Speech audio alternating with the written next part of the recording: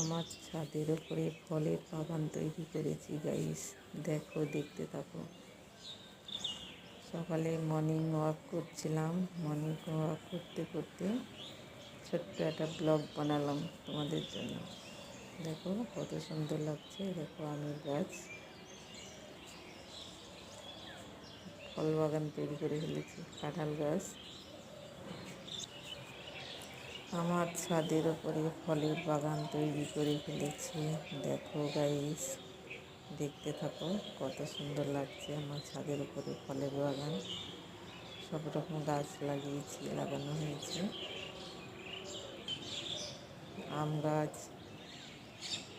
চারিদিকে প্রকৃতিটা কত সুন্দর লাগছে। দেখো, দেখতে থাকো। লেবু গাছ,